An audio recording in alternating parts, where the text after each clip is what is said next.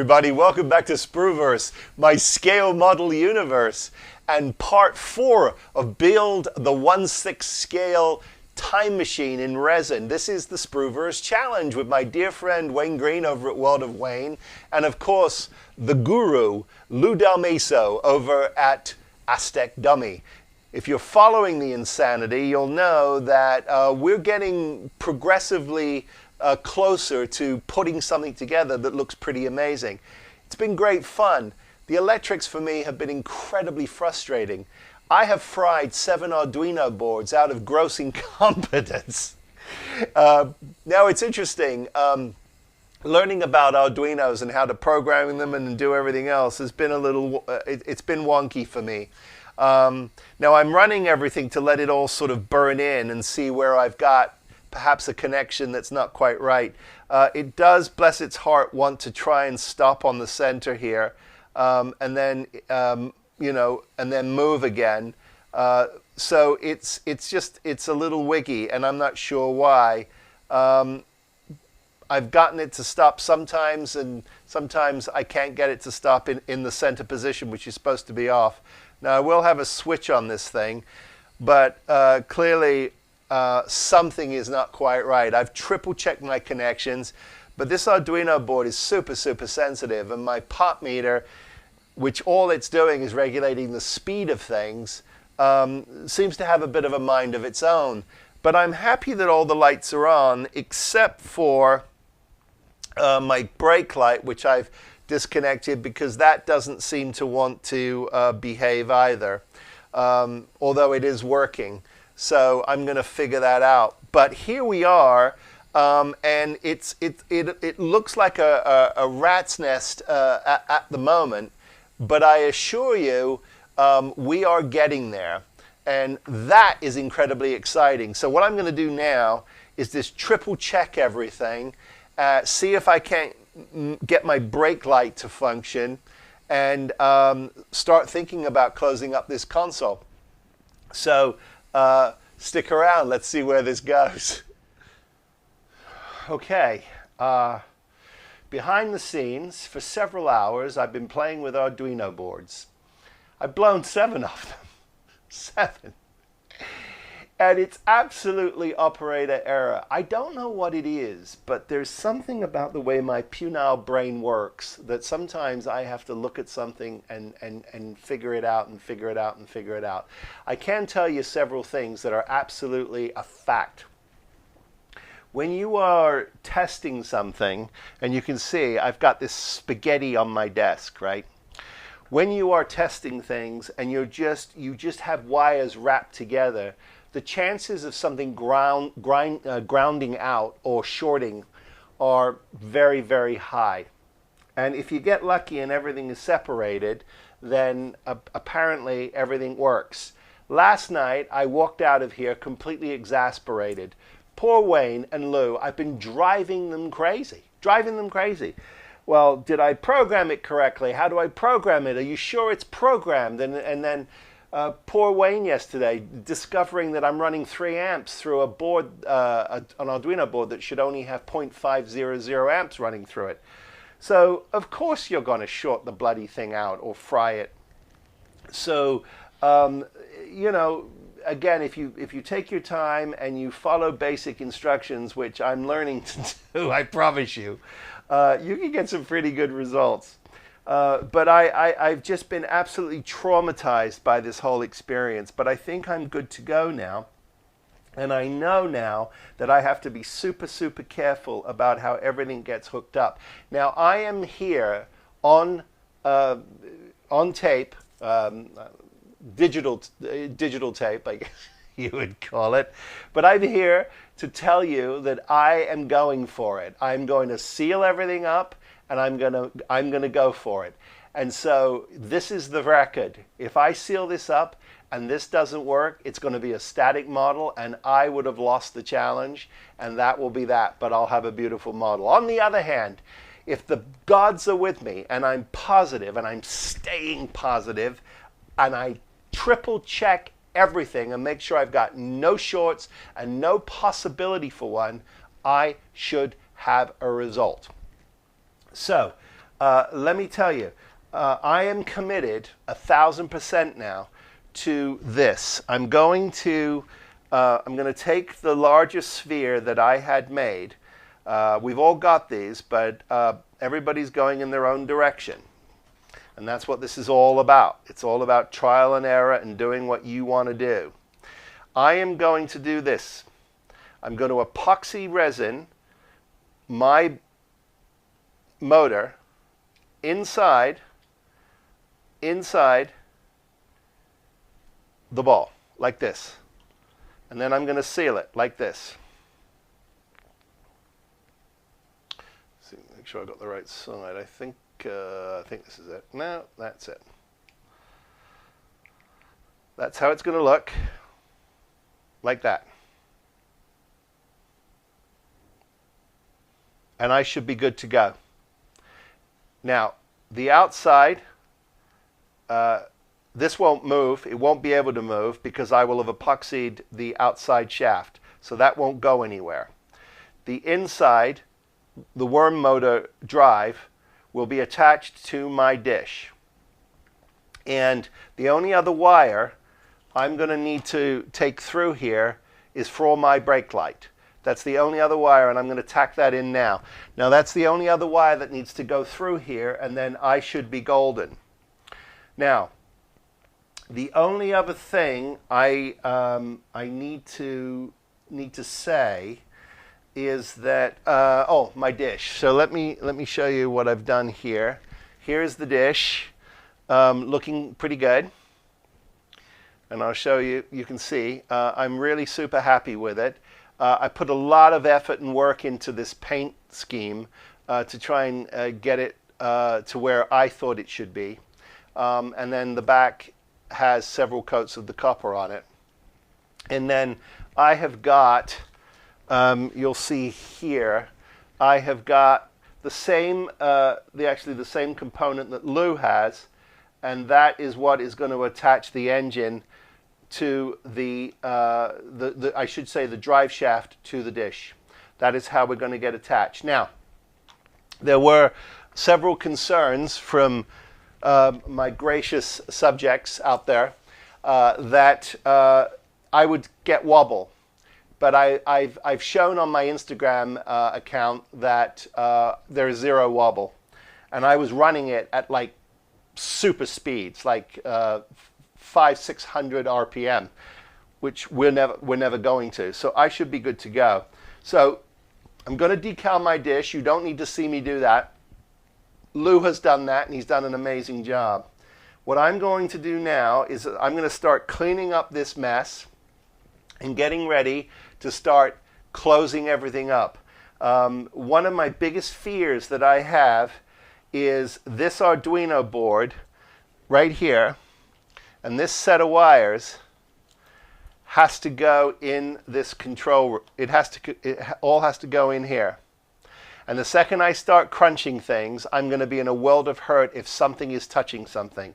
So I'm going to try being the optimal word here, to be as absolutely delicate as I can with it as possible, because when you look at this bird's nest, what you realize is that one of the biggest issues that you're dealing with is that you're trying to make sure all of your surfaces there's no contact with anything metal. The other problem I had is I was really struggling with my potentiometer. I tried to get it centered, but one of the things was it was just way too sensitive for me. So I got together with Wayne, and he gave me some code to actually widen the dead stop. And so I've done that, and it will shut off now. So no more demonstrations. Now we're going to start closing things up. So hopefully the next time you see this pile of stuff, it's going to look a little more like my time machine. So here we go. Pray for me, because I'm going for it. Okay. We are making progress. The control center did go in successfully. I had a super difficult time getting the Arduino board and that clump of wires wrapped up and bunched in to that. And, you know, but we got it in. And so kicking and screaming. I've got a few issues. I've noticed that my spines here they're not square, so they warp a little bit. So I'm having a little bit of difficulty trying to get these straight up, but we'll get there. I'll have to do a little tweaking, but we'll get there. I'm pretty convinced. I mean, I think that all in all, it's been a really good day. I'm going to plow on here a little bit and continue to sort of do some work. Now, I do have one issue that I'm going to check on. I had originally planned to actually be using a transformer, a 9-volt transformer, but now I've got to check the amperage on it because I don't think I can use it. I think I've got to stick with a battery. I'm not sure. I'm going to consult the great Wayne Green and before I plug anything else in, because the last thing I want to do is blow this board, because this ain't coming out. It's this is the end of the line. So let us see what we see here. But pretty good. I've got some alignment stuff I've got to work on, and then I'm going to epoxy these in and get them locked in, and then we can start working on the rear of this baby. Progress. So we'll do one final kind of hurrah here for this update, and I think that'll be it. I don't see any super difficulties really, except that as you know, I'm committed to the housing and the engine housing. I'm painting things, and so I've got to start assembling that. My dish still needs a little bit of work. I've got some gold leaf arrows that have to be put on the dish, and it needs its decals. And then, of course, everything else needs its decals, as well as putting on this. If I can put this into, I don't know if you can. Actually, if I tip this up carefully and bring it into there, you can see it. This just needs to be attached here like this, like that. You can see, so that's going to look pretty cool. So we'll be doing that as well, and then it's just down to little mechanical things and detail things. But whew, I have to tell you, this has been a rite of passage for me. And I'm actually really excited now about trying to get to the finish line with this, regardless of what happens.